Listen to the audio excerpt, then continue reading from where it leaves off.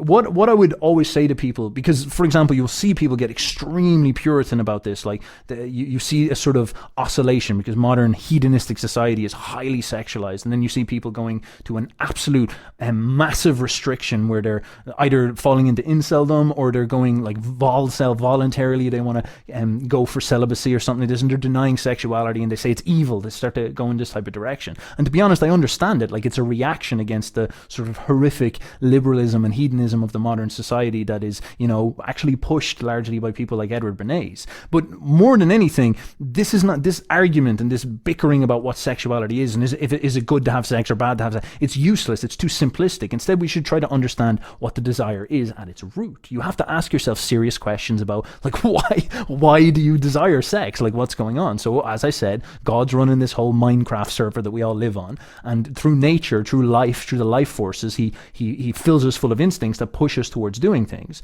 And the most basic goal that life is having is she's fighting against entropy in order to overcome the challenges of time and death.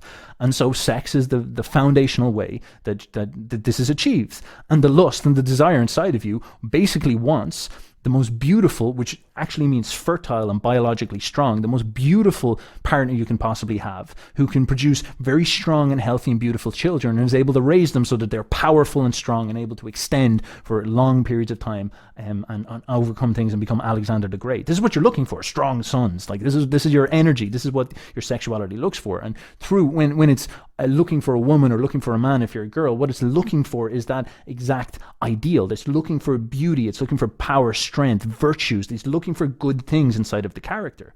And so when you truly embrace your sexuality and look down on your desires and all this type of stuff, you'll suddenly realize that your sexual lust is not that degenerate. Especially if you're really working with it and understanding it. It's not telling you to go out and just be an animal banging stuff on the street. Maybe there's a part of it that sort of says, hey, fuck it, bro, like, just go for it. But mainly, it's not like that at all. In fact, what it wants is it wants, oftentimes maybe a few beautiful girlfriends might be the absolute apex of it or something like that. Maybe the Muslims are right. But it's looking for high standards. It's looking for exceptional beauty. And in some sense, things to go along with that as well. Like, very, very strong chemistry, intelligence. It asks for these type of things. Your lust is really driven towards standards. It's not necessarily like just everything. Don't think about it in this type of way. It wants beauty. It wants really, really high quality stuff. It's looking for fertility on its very, very, very foundational level. And you have to understand this because you start to understand an awful lot about emotions when you experience this. In some sense, this gives you so much power when you embrace your sexuality this way, because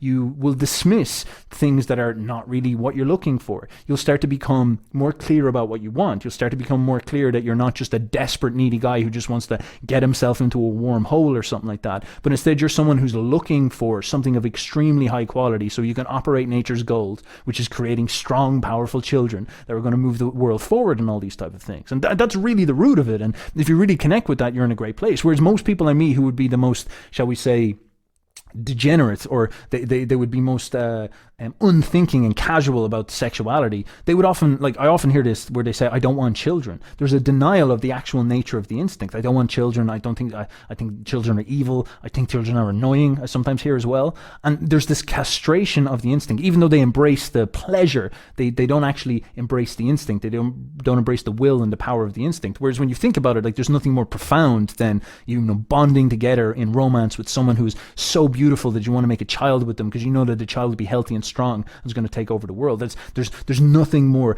satisfying to your lust than that. There's nothing more satisfying than that, because it's an incredible statement of physical and beautiful psychological and spiritual power when that sort of chemistry is between two people. And this is really what this desire is asking for. And if you don't sit down and explore that and really work with that, you leave yourself, and this is what I mean, but you need to work with the passions and understand them and spiritualize them and idealize them, because you will fall into the dichotomous thinking where you'll either say sex is evil and I have to become a celibate priest, or the opposite where you just casually pretend that it's like not a big deal or something like that, when in fact it is the most serious charge probably inside your body on the most fundamental level. And the big idea, when you're going to see this in all of them, is the standards question, because when you lock that in, a lot of things begin to go right. It's so much more attractive for a girl to meet a guy who has standards and actually knows what he wants and has a vision for what he wants, because then she feels that it's like, oh my god, I have to earn this guy, and it's so much more compelling for her emotions, because she's ultimately deep down in her desires looking for someone with high standards. She's looking for a high standard guy herself as well.